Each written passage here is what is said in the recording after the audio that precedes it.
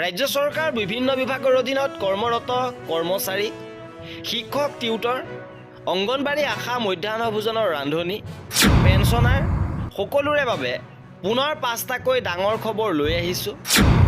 1 এপ্ৰিল অৰ্থাৎ আজিৰে পৰা হৈছে বৃহৎ পৰিৱৰ্তন, লগতে নতুন নিৰ্দেশনা আহিছে। সবিশেষ আপোনালোকক জনাব বিচাৰিছোঁ। ভিডিঅ'টো প্ৰথমৰ পৰা শেষলৈকে চাই থাকিব। জনাব বিচাৰিছোঁ আজি প্ৰথমটো গুৰুত্বপূৰ্ণ খবৰ।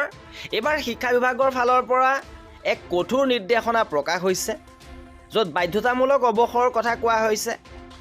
বাধ্যতামূলকভাৱে অৱসৰ দিয়া হৈছে গছবাৰী হাইস্কুলৰ প্ৰধান শিক্ষক শ্ৰী অশোক চৌধুৰীক অসম সেৱা অনুশাসন আৰু আপিল নিয়ম 1964 নিয়ম 7(5)ৰ অধীনত তাৎক্ষণিকভাৱে কাৰ্যকৰী হোৱাকৈ বাধ্যতামূলক অৱসৰৰ বৃহৎ শাস্তি প্ৰদান কৰা হৈছে। কাৰণ 2025 চনৰ HSLC পৰীক্ষাৰ সময়ত কৰ্তব্যত গাফিলতি কৰাৰ অভিযোগ উঠিছিল আৰু এইবাৰ কঠোৰ নিৰ্দেশনা, তেওঁক বাধ্যতামূলক অৱসৰ দিয়া হৈছে। ইপিনে দ্বিতীয়টো গুৰুত্বপূৰ্ণ খবৰ আহিছে যে মধ্যাহ্ন ভোজনৰ ৰান্ধনি সন্থাৰ ফালৰ পৰা গোৱালপাৰা জিলাৰ প্ৰাথমিক উচ্চ প্ৰাথমিকৰ ৰান্ধনি সন্থাৰ বাৰ্ষিক অধিৱেশন অনুষ্ঠিত হৈছে আৰু ন্যায্য প্ৰাপ্তি আদায় নিদিলে এইবাৰ বিধানসভা নিৰ্বাচন বৰ্জনৰ হুংকাৰ দিছে। মধ্যাহ্ন ভোজনৰ কৰ্মীসকল লগতে অংগনবাড়ীসকল, আশা কৰ্মীসকলৰ দৰমহা বৃদ্ধি হ'ব বুলি জনাইছে। যদিও কিমান টকা বৃদ্ধি পাব সেই সম্পৰ্কত ঘোষণা কৰা নাই বা বাজেটত ধাৰ্য কৰা নাই। এই ক্ষেত্ৰত ৰান্ধনি সন্থাই মাহিলী দৰমহা 9,000 টকালৈকে বৃদ্ধি কৰা, এককালীন সাহায্য শীঘ্ৰে আদায় দিয়া, সকলো ৰান্ধনিক চৰকাৰী নিযুক্তি পত্ৰ প্ৰদান কৰা আৰু 10 মাহৰ পৰিৱৰ্তে 12 মাহৰ দৰমহা আদায় দিয়াকে ধৰি 4 দফীয়া দাবী উত্থাপন কৰিছে। আৰু 1 অক্টোবৰৰ ভিতৰত এককালীন সাহায্য চৰকাৰে আদায় দিয়াৰ ব্যৱস্থা নকৰিলে ৰান্ধনি সন্থাই পুনৰ আন্দোলন গঢ়ি তোলাৰ কথা ঘোষণা কৰিছে। লগতে বিধানসভা নিৰ্বাচনো বৰ্জন কৰিব বুলি জনাইছে। ইপিনে পঞ্চায়ত নিৰ্বাচনক লৈ গুৰুত্বপূৰ্ণ ঘোষণা কৰিছে। পুনৰ মুখ্যমন্ত্ৰীয়ে জনাইছে যে এইবাৰ 2, 3 অথবা 4 এপ্ৰিলত ঘোষণা হ'ব নিৰ্বাচনৰ দিন। 2, 3 অথবা 4 এপ্ৰিলত পঞ্চায়ত নিৰ্বাচনৰ দিন ঘোষণা হ'ব আৰু মুখ্যমন্ত্ৰী হিমন্ত বিশ্ব শৰ্মাই এই কথা জনাইছে।